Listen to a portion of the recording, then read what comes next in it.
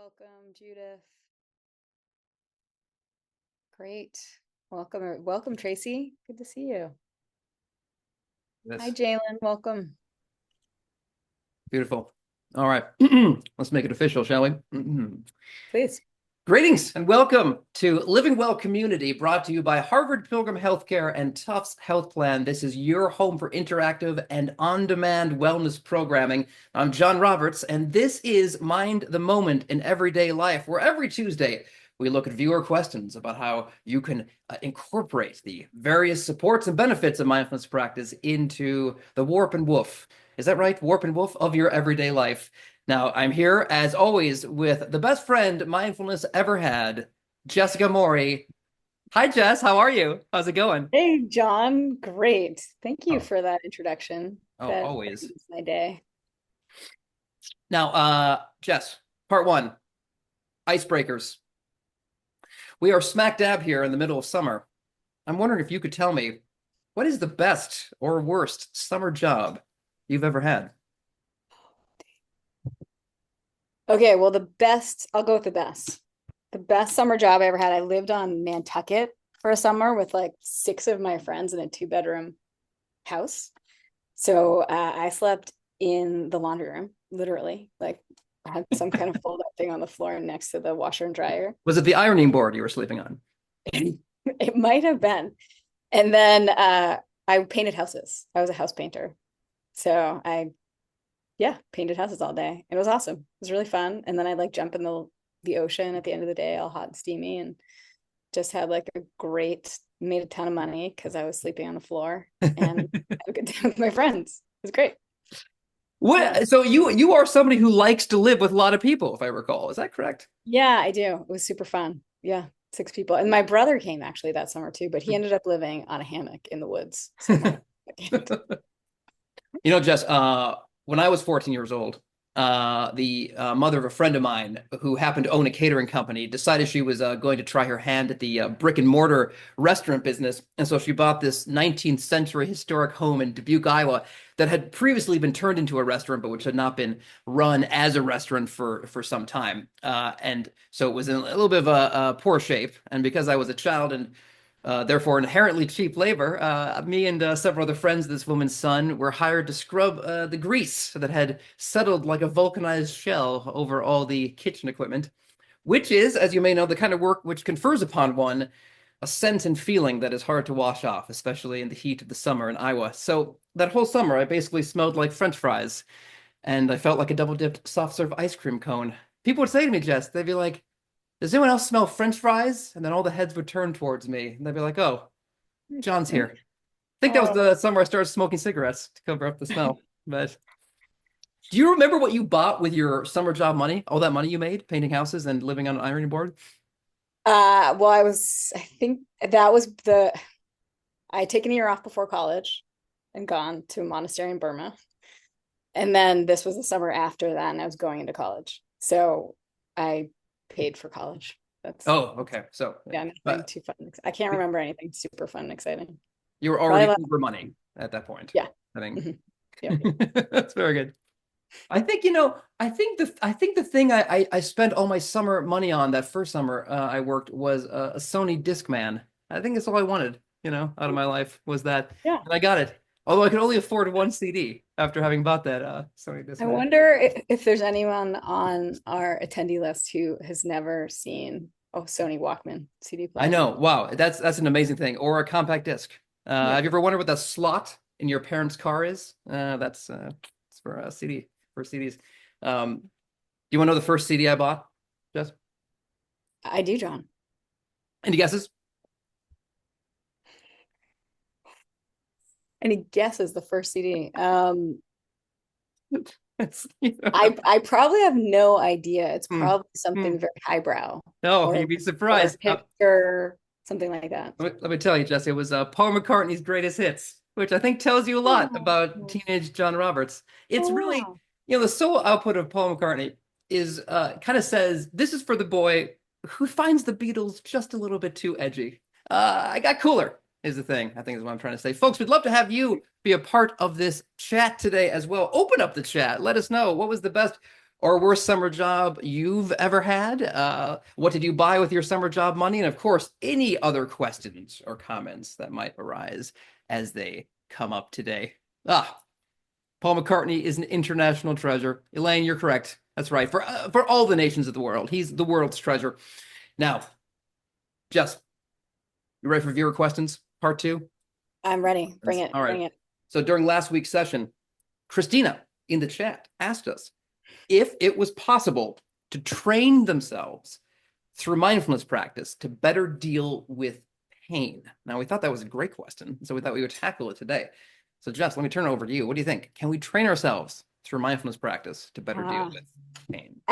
Yes, Jon, absolutely. In fact, in many ways, that working with pain was like the impetus behind the mindfulness movement in the US, I'd even say, which was started by Jon Kabat-Zinn in mindfulness-based stress reduction. Like he was a doctor, and many of the people that he first brought in to do this mindfulness thing that he was creating from the Buddhist practice he'd done were patients who had chronic pain, who they tried all these other ways to deal with their pain. It wasn't working. And so they let him do this crazy thing called mindfulness because it was hopeless anyway. And that's how mindfulness-based stress reduction got started, because it was so effective for those medical patients that Jon was working with. That's my understanding. I could be kind of adapting that history, but that's a big part of the history of mindfulness in the US. That's a good summary, actually, I think. Thank you for that. Yeah. And so definitely, if you've been on a long retreat, or if you decide to go on a long retreat, well, if you're in a human body, let's be honest, pain is what happens. Pain happens, but especially like if you're on a silent retreat and you're sitting for an hour, you're not allowed to run out of the room screaming and crying and or get some painkiller. So you have to figure out how am I going to be with the physical pain of sitting still for so long, or also emotional pain, which can have a very similar effect. So I had a lot of experience, especially in my early days of practicing with a lot of pain. When I was in Myanmar, Burma, I got food poisoning, I got giardia. There's this thing that happens when you're not used to really hot temperatures. It's called prickly rash. It's like you're burning from the inside out. Then there's these fire ants that bite you. They crawl on your body. So I got a lot of experience of working with pain. And when can I go, Jess? This sounds great. Yeah, I highly recommend it, actually.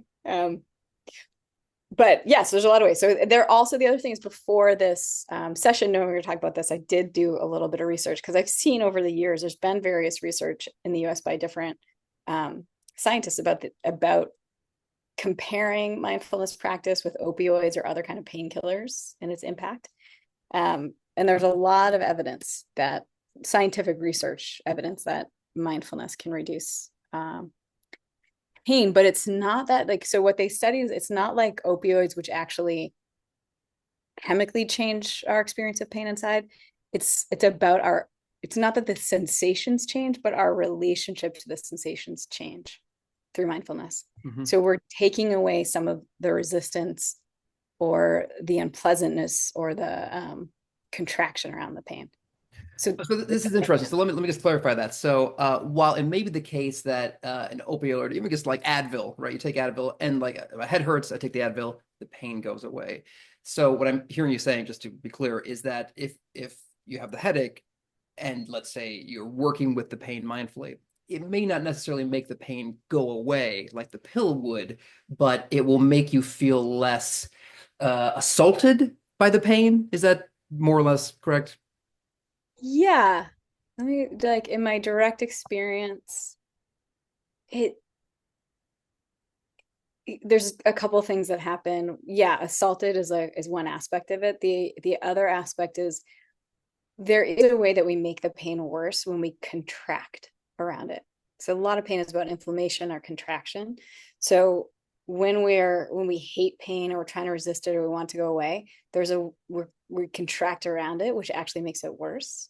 So there might be a little bit of a physical aspect to it in terms of reducing the the added suffering of contracting around the pain.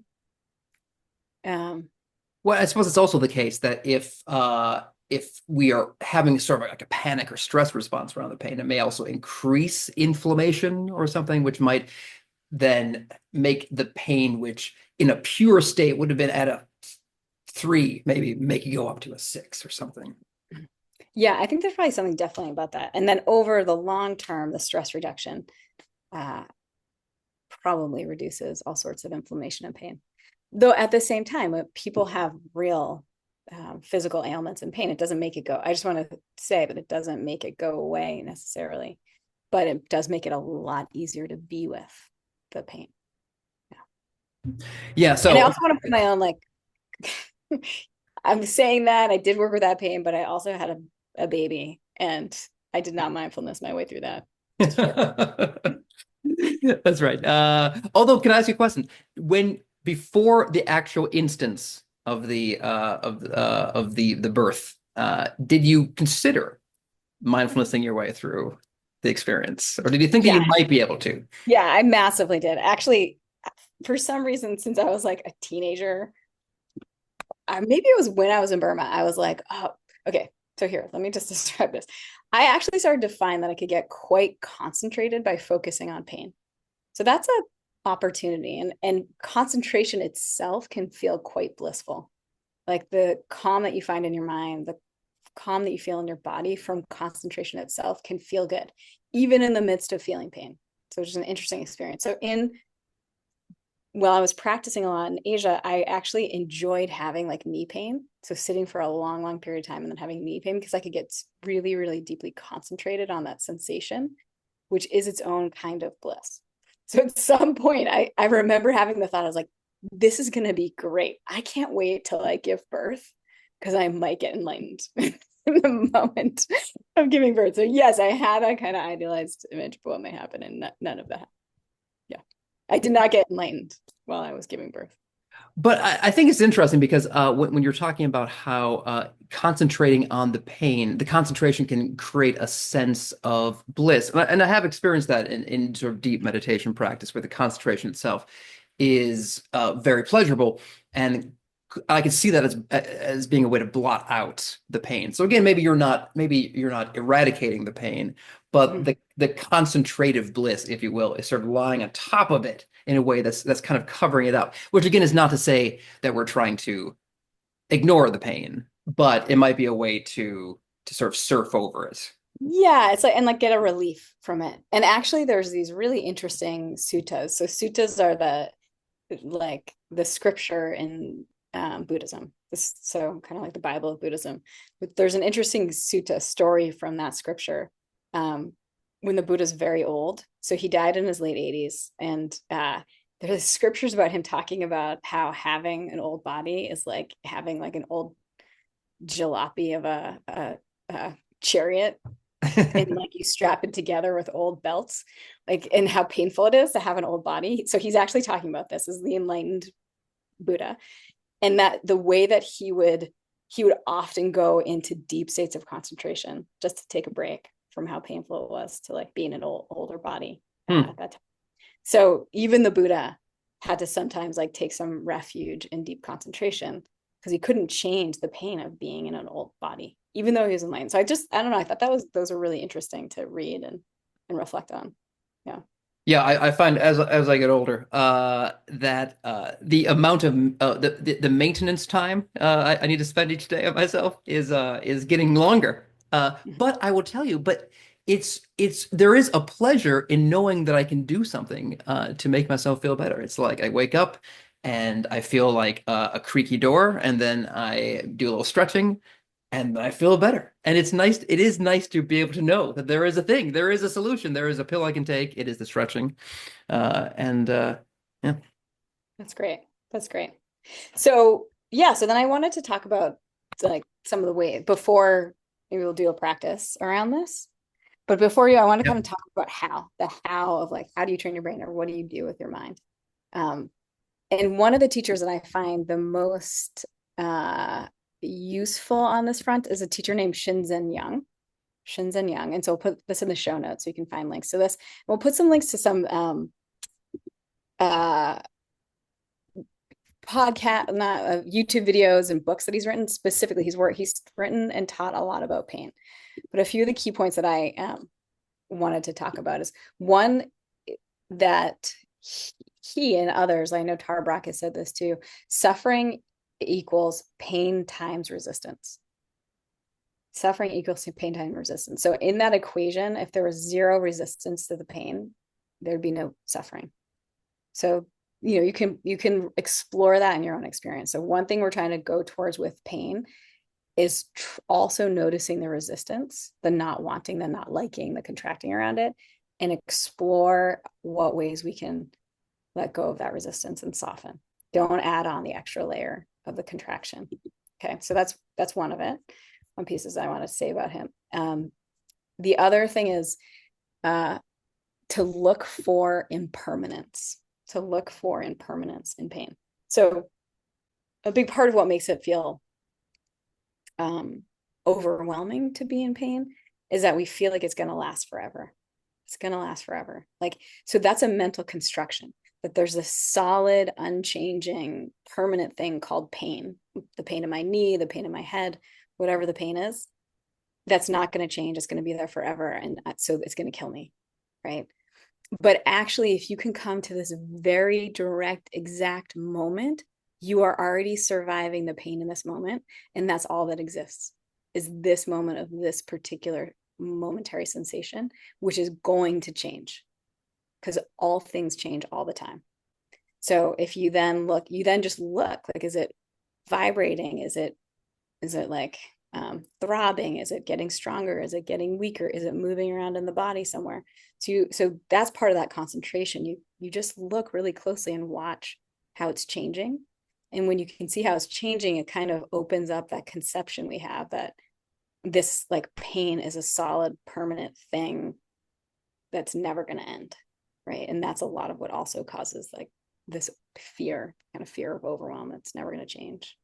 So those are the two main things, is like, explore the possibility of accepting the pain and softening, not reducing resistance, and then looking for the change that's happening moment by moment in the experience of it. Yeah. So this probably requires being able to sort of pinpoint these different aspects of the pain point, if you will. And maybe that's what we're going to be doing in the meditation. Yeah. Well, yeah, exactly. We'll work with Segue that. completed. Yeah, great. And I do want to say, as we go into that this is the exact instructions are relevant for emotional pain. And I will say, for me personally, so far in life, I don't know if I should knock on wood or not, most of my pain, the hardest pain for me has been mostly on the emotional side. And I haven't had to struggle that much with a lot of ongoing physical pain. But those same things that I just was sharing about, of softening the resistance, accepting, and then noticing change, becoming aware of impermanence, is the same with emotional pain. So when we go into this meditation, I'll offer both. Like, if you can't find a painful feeling in your body, you can also explore painful emotion. Okay. Okay. So when we do that, I'm going to invite you. This is like our playground. It's our experimental lab. So we want to, like, say 1 to 10 pain. 10 is like the worst ever excruciating pain. Choose something in the 5 range of pain if you can, either on the emotional pain or the physical pain, so that there's enough kind of capacity to explore this.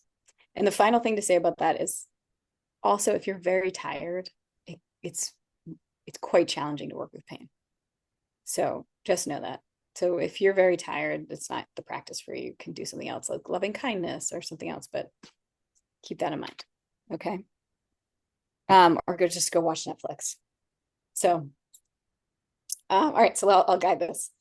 So I'm going to come into a comfortable enough seated posture.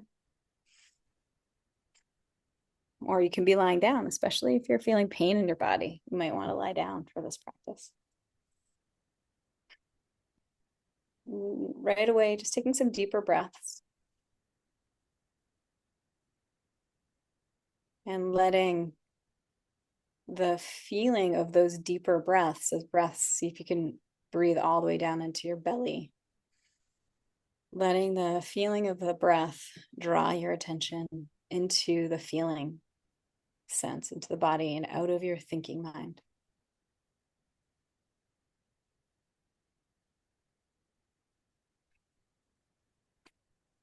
And then letting your attention just rest with this breath, movements of breath, but find a way to feel breath or place in your body to feel the breath that is not in pain. Maybe a part that feels neutral, maybe even slightly pleasant. Letting your attention focus on that and really extending your exhales. So taking a few breaths where you're really emphasizing full, complete, long exhales.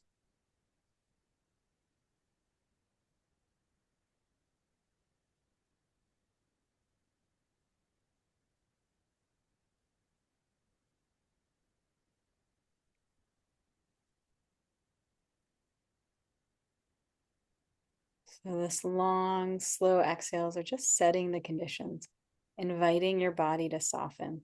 So with each exhale, just see if there's any muscles or slight contraction or holding that you could soften a little bit more in your body.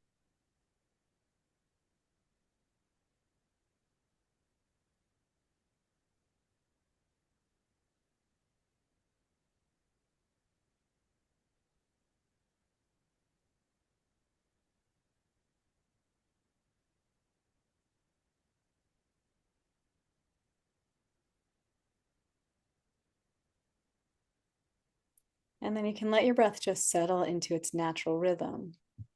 But know that if at any point you can come back to the breath and these long, slow exhales, especially when we're working with pain, those long, full, complete, slow exhales might be a nice refuge for you.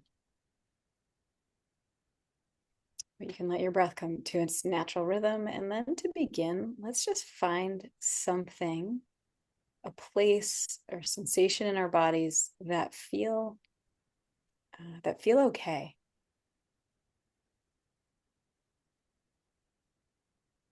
So maybe it feels just grounded or neutral.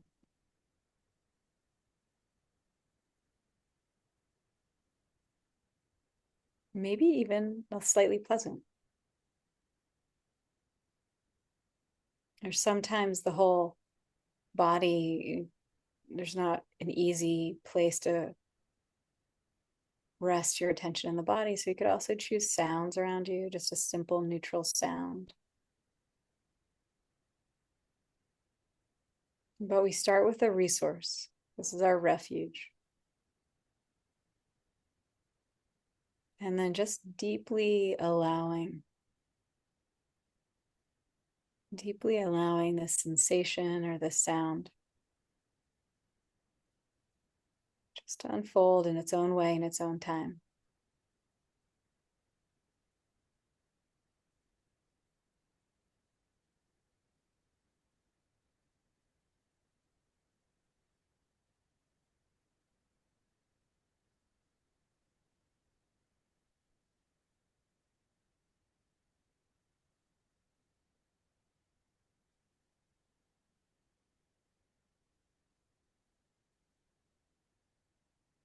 Okay, and so then knowing that you can come back to this neutral sensation or neutral sound whenever you need to.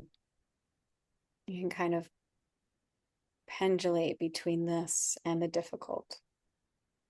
So now let's find a painful sensation or, an uncomfortable sensation in our bodies. And so again, we're looking for a 5 on a scale of 1 to 10.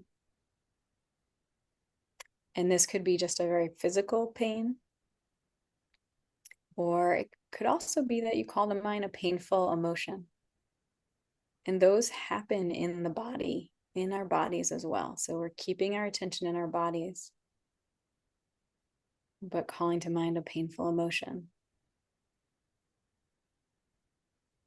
So finding that painful sensation or painful emotion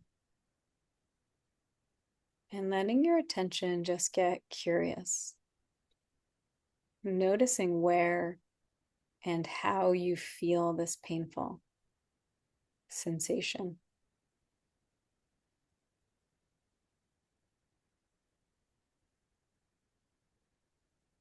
And just right away, notice what's your attitude towards it. Is there any resistance, not wanting it to go away, irritation at the emotion or sensation itself? If there is, you can just acknowledge that, like, yes, it makes sense. Makes sense to feel that way. But also, we can just invite that just for a few more minutes. This isn't long, just a few minutes. Would that resistance be willing to soften or step back so that we can just be with and explore a little bit more closely the painful feeling?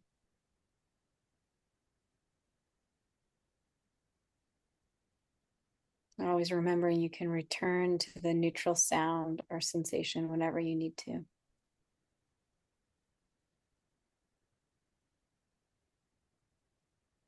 And so if you're able to connect with the painful feeling, just right away start looking for or noticing the change happening within. So even though this feeling or sensation might feel very solid, very permanent, see if you can notice any movement or vibration within it. Throbbing, tingling. You can notice if it gets stronger or sharper, weaker or duller. If the location changes as you pay attention. So just get very curious,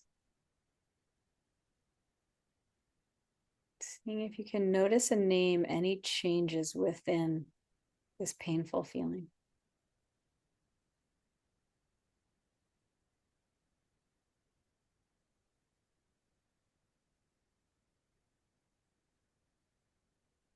Okay. Great. I'm just making note of anything that you noticed. And then for the last few moments, you can return again, maybe to the breath or that neutral sensation or sound. Just let yourself rest there for a few moments.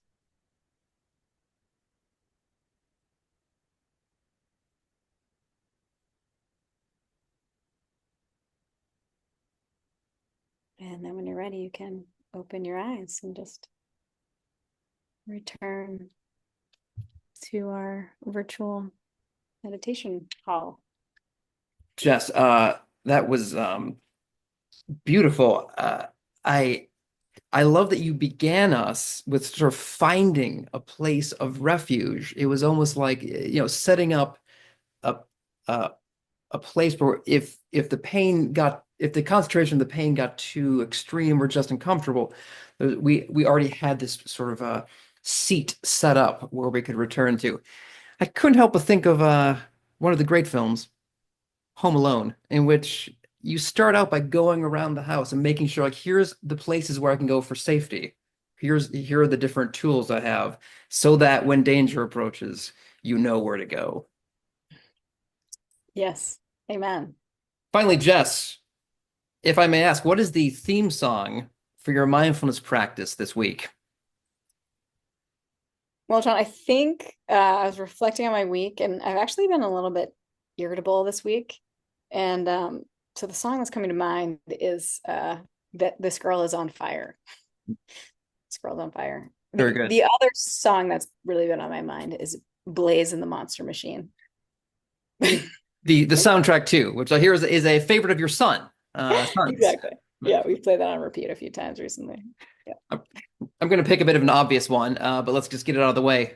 Where is My Mind by the Pixies? And guess what? We have an ever-growing Mind the Moment in Everyday Life dance party playlist on Spotify. You can also see the link there in the chat. I'll add it to the show notes as well. Meanwhile, we'll be back next Tuesday and every Tuesday. If you like what we're doing here, please go forth and tell one person about it. These sessions, like all of our Living Well community sessions, are free and available to all. So you can bring your community while you build your community. Thank you, Jess, as always. Thanks so much, John. And thank you, everyone. Thanks, Christina, for the question. Please keep them coming. All We'll right. see you folks soon.